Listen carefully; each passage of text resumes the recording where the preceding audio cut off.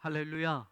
오늘도 하나님을 예배하는 여러분 모두에게 하나님이 주신 은혜와 복이 임하기를 간절히 바랍니다. 오늘 우리가 읽은 본문의 제일 처음 나오는 단어가 또라는 단어입니다. 또라는 말은 반복을 의미합니다. 무엇이 반복해서 일어났는가? 24절을 보니 또 그들 사이에 그중 누가 크냐 하는 다툼이 난지라. 다툼입니다. 이전에도 다투었는데 지금 또 다툰다는 말이 되는 겁니다. 무엇 때문에 다퉜는가? 그것은 누가 크냐 하는 것 때문에 다퉜다라는 겁니다. 12명의 예수님의 제자들 아닙니까? 그런데 또라는 이 말을 생각해 보니 자주 제자들끼리 누가 크냐, 누가 높으냐 서열 가지고 다투었다라는 것을 알게 됩니다. 누가복음 9장에도 제자들이 다투는 장면이 나옵니다. 실제로 의미로 보면 히라보 접속사 대와 카이가 쓰여서 앞의 내용과 대조적인 상황이 전개되는 것을 말하는 것인데, 그런 의미에서 본다면 예수님이 마지막 식사를 하시면서 너희 중에 나를 팔 자가 있다라고 말씀하셔요. 그러니 제자들은 예수님이 그 말씀하신 것과는 대조적으로 누가 더 크냐고 싸우고 있는 황당한 상황이 펼쳐졌다라는 겁니다. 지금이 서로 다툴 때인가? 누가 크냐고 제자들끼리 예수님 앞에서 서열 싸움 할 때인가? 다시 말하지만 제자들이 다투는 그 앞에 내용은 심각합니다. 예수님이 제자들과 마지막 유월절 식사를 하신 겁니다. 그리고 내일이면 예수님이 십자가에 달려 돌아가시게 됩니다. 그런 마지막 식사 자리에서 예수님이 말씀하시는 것도 충격적인 말씀을 하시지요. 너희들 중에 나를 팔 자가 있다. 갑자기 밥을 먹다가 예수님이 너희 중에 나를 팔 자가 있다라고 하시니 제자들은 깜짝 놀랍니다. 23절에 보니 그들이 서로 묻되라는 장면이 나옵니다. 예수님이 우리 중에서 예수님을 팔아 넘기는 자가 있다고 하니까 서로 물으면서 우리 중에서 이 일을 행할 자가 누굴까라고 궁금해하고 있습니다. 그런데 누가는 이 물음이 결국에는 제자들끼리 서로 누가 크냐 하는 다툼으로 연결되어졌다고 오늘 말씀을 전개하고 있습니다. 아마 베드로가 자의반 타의반 가장 크다고 했는지도 모르겠습니다. 이야기의 말미에 예수님이 식사 자리에서의 상황으로 큰 자가 누군지, 섬기는 자와 다스리는 자가 누군지를 설명하시면서 베드로에게 예수님을 3번이나 부인할 것이라고 말하고 계시기 때문입니다. 성경 어디에도 사실 베드로가 예수님의 수제자였다라는 표현은 나오지 않는데, 우리 기독교인들은 대부분 그렇게 베드로가 수제자였다라고 생각하고 있는 걸 보면 베드로의 활동, 말, 성경에 표현되어지는 것으로 제자들 중에는 그래도 수제자로 인정받은 사람이 베드로가 아닐까라고 생각하고 있는지도 모르겠습니다. 아마 이 다툼에도 그런 이야기가 오고 갔는지 예수님은 마지막 베드로가 예수님을 부인할 것을 예고하고 계시기에 그렇게 한번 유추해 볼 수도 있을 것 같습니다. 제자들이 식사하다 말고 누가 크냐고 논쟁을 하게 되었습니다. 서로 누가 예수님을 팔 사람일까 묻다가 이제는 서로 누가 더 크냐 서열 다툼을 벌이고 있는 겁니다. 그중 누가 크냐 하는 다툼이 났다고 표현한 말씀에서 다툼이라는 이 단어는 다투기를 좋아한다라는 뜻까지도 포함되어 있습니다. 그러니 이 일은 평소에도 제자들 사이에서 자주 일어났던 일이라는 것을 알게 됩니다. 예수님이 십자가를 지시기 하루 전까지 이런 일이 예수님의 제자라고 하는 그들 사이에서 일어났다라는 것을 어떻게 우리는 봐야 할까요? 3년 동안 예수님께서 여기저기 제자들을 데리고 다니시면서 참 많은 것도 보여주셨고 가르쳐 주셨고 그러지 않았습니까?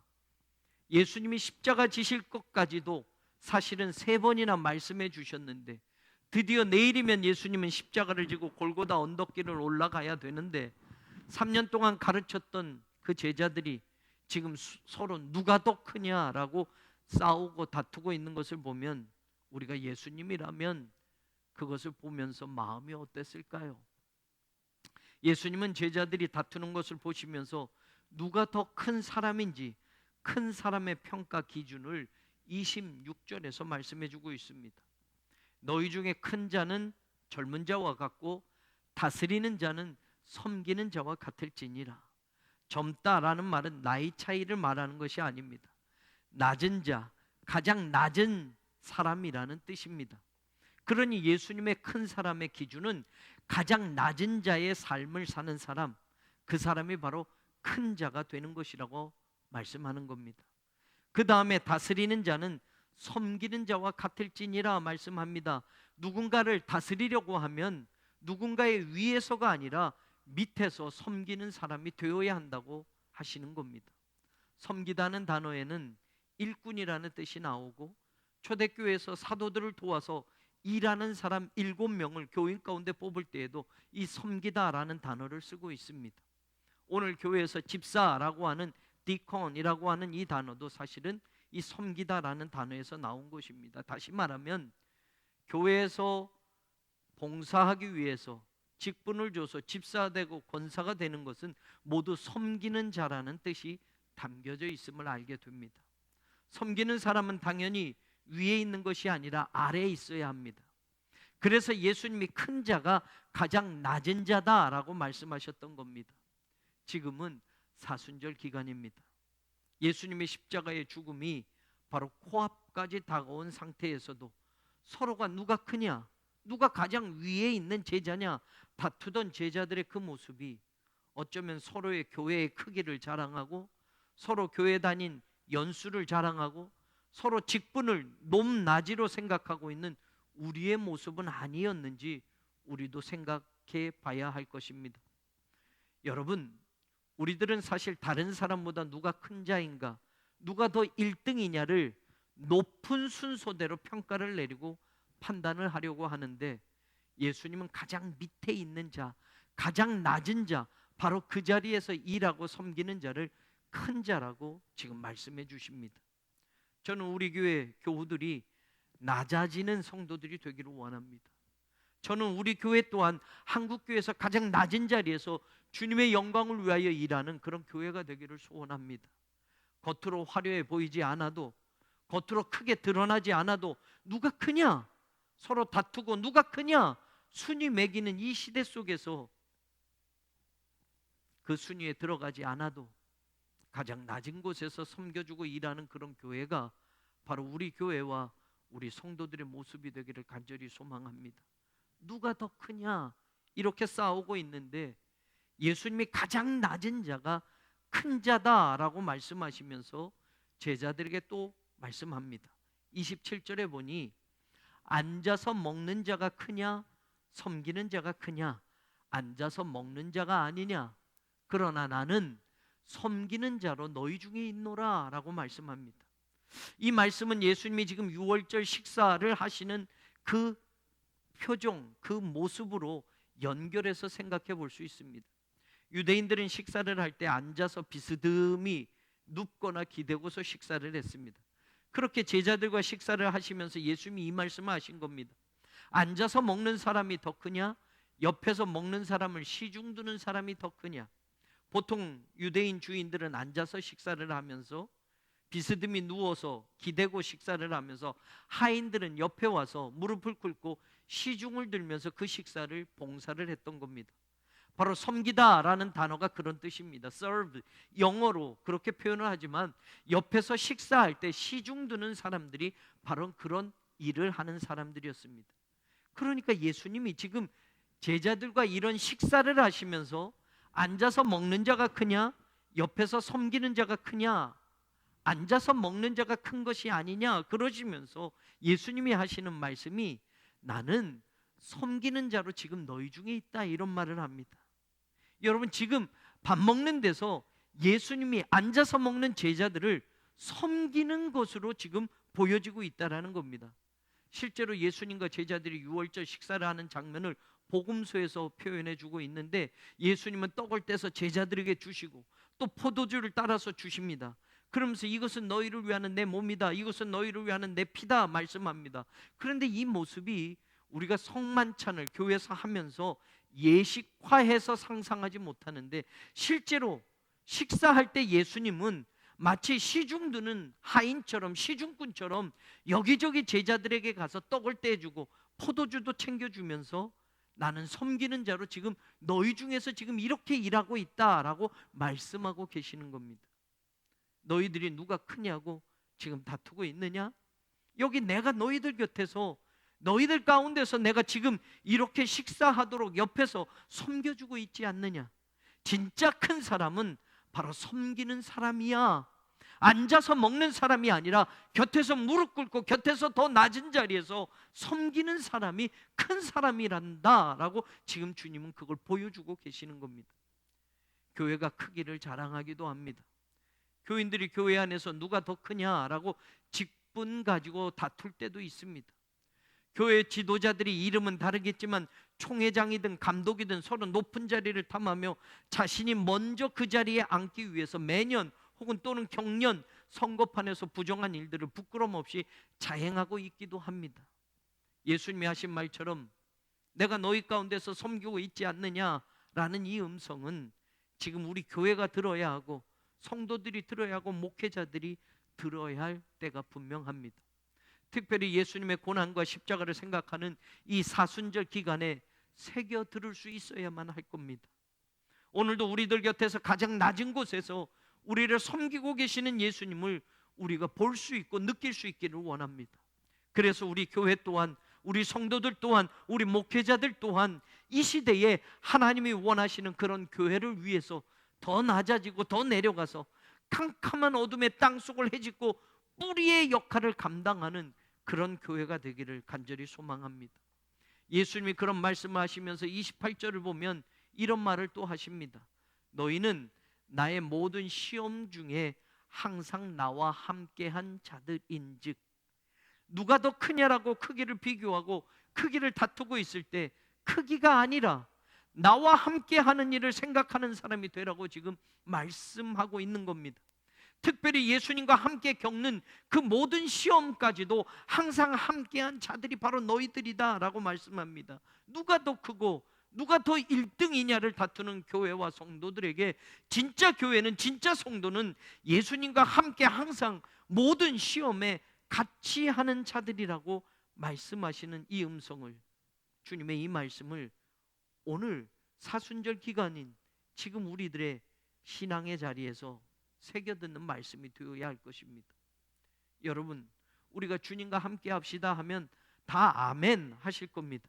그런데 그 함께하는 시간이, 그 함께하는 상황이 고난과 십자가의 길이라면 어떨까요?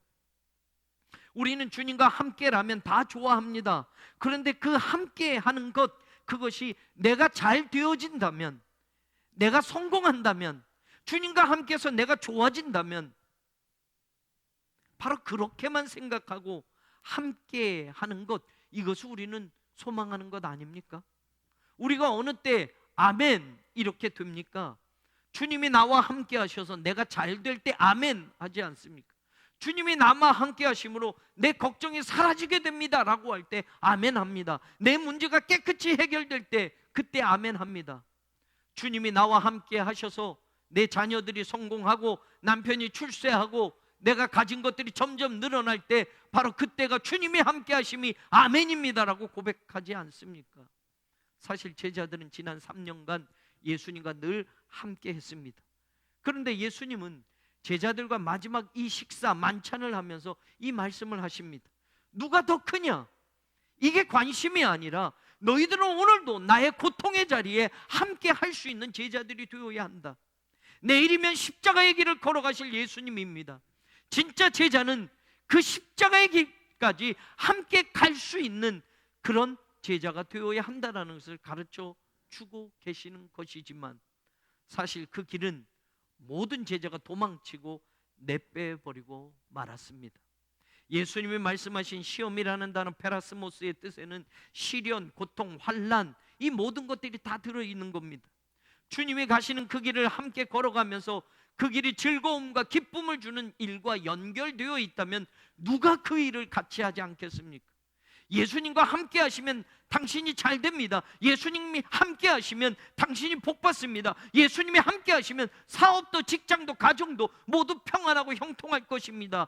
그런 길만 주님과 함께 걸어가는 것이라고 한다면 누가 다투고 누가 싸울 필요가 있습니까? 내가 먼저 가겠다고 아마 그것 때문에 다투지는 않을까 합니다. 그런데 그 길만이 아니라 주님과 함께 하는 길은 주님과 함께 고난의 자리도 가야 하고 고통도 시련도 위험의 자리도 함께 하는 길이 되어야 하는 겁니다. 주님은 그 길을 오늘 교회와 성도들이 걸어가기를 바라십니다. 자리 싸움하면서 논쟁하고 있는 제자들에게, 누가 더 크냐 서열 다툼하는 제자들에게 시험도 고통도 환난도 함께 걸어가는 그런 제자들이 되어야 한다라고 주님은 말씀하고 계십니다. 언제까지 주님과 함께 하실 수 있습니까? 어디까지 주님과 함께 걸어갈 수 있겠습니까? 골고다 언덕 거기까지 함께 가고 주님이 오시는 그날까지 함께 할 수 있는 그런 교회가 되고 성도들이 되어야, 오늘 이 말씀이 우리에게 주시는 그 말씀으로 간직되어야 우리의 신앙의 그 길에 주님과 동행하는 진짜 복된 신앙의 길을 우리는 느끼고 확인하게 될 줄로 믿습니다. 이현주 목사님이 쓰신 뿌리가 나무에게라는 시를 보면 내가 이 어둠을 온몸으로 부둥켜 안고 있는 한 너는 쓰러지지 않으리라 라는 그런 구절이 나옵니다. 뿌리가 컴컴한 땅 속에서 자기는 드러나지 않지만 그 어둠을 부둥켜 안고 나무를 지탱해 줄 때 땅 위에서 나무는 아름다운 열매도 맺고 푸르른 잎사귀도 자랑할 수 있게 되는 겁니다.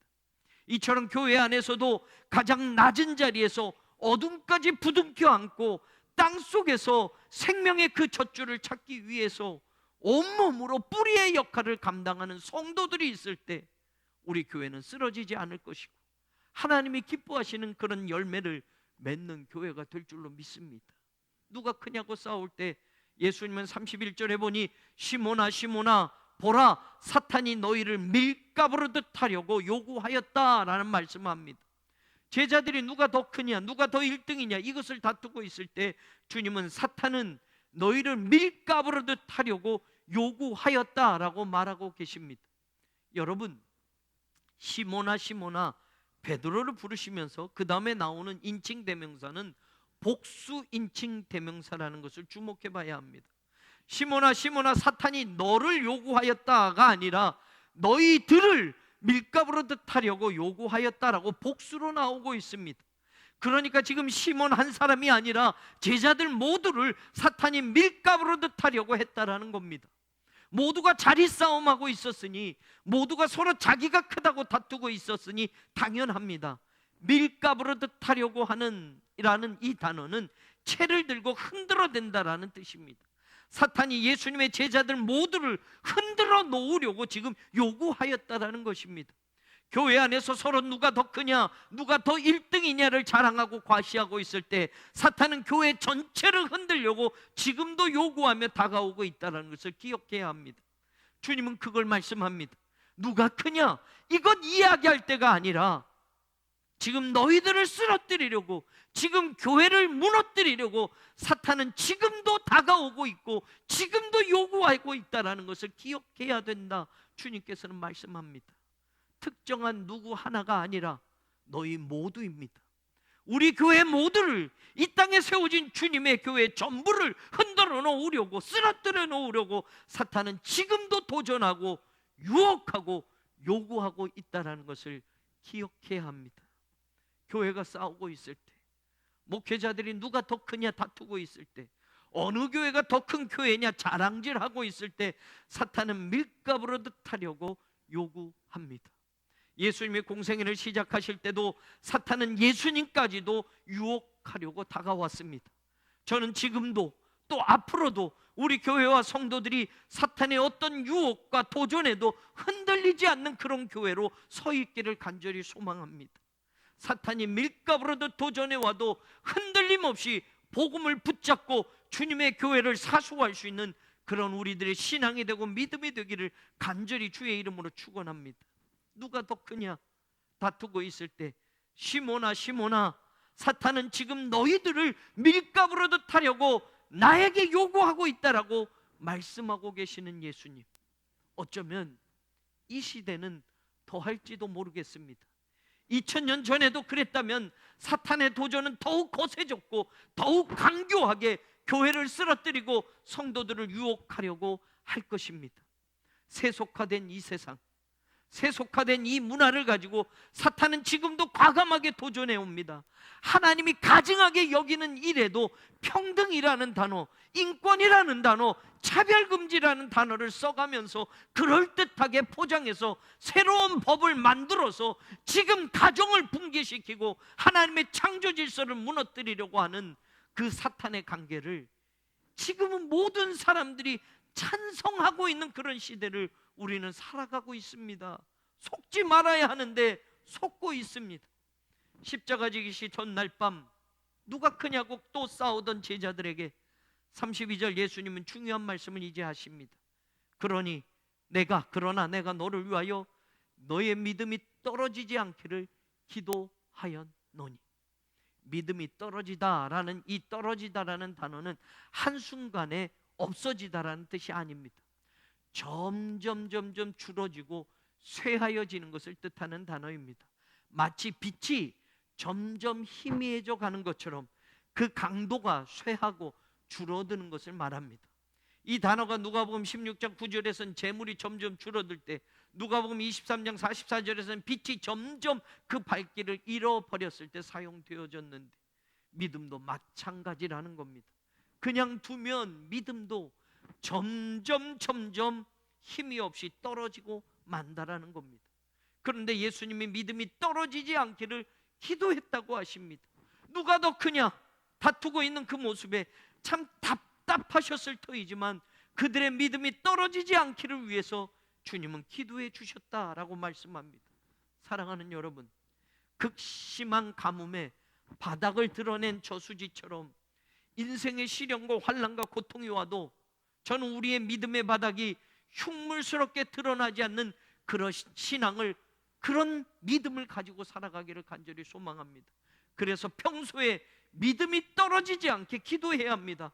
평소에 예배를 잘 드리고 성경 읽고 교제하고 찬양 부르며 신앙생활을 평소에 잘 해 나가야 합니다. 평소에 믿음의 저수지를 채워 놓아야 가뭄에도, 인생의 가뭄에도 바닥이 드러나지 않는 겁니다. 그냥 있으면, 그냥 교회만 다니면 믿음은 절대로 자라나지 않습니다. 믿음은 성장하지 않습니다. 예수님은 베드로의 믿음이 떨어지지 않게 하기 위해서 기도하셨습니다. 믿음을 지켜가십시오. 믿음이 성장할 수 있도록 신앙의 걸음을 주십시오. 우리에게 주신 사명과 직분을 소중히 감당하기 위하여 가장 낮은 자리에서부터 섬길 수 있는 그런 믿음의 사람들이 되십시오. 누가 크냐 다툴 때 주님이 제자들에게 낮아져서 섬기는 자가 되라고 하셨습니다.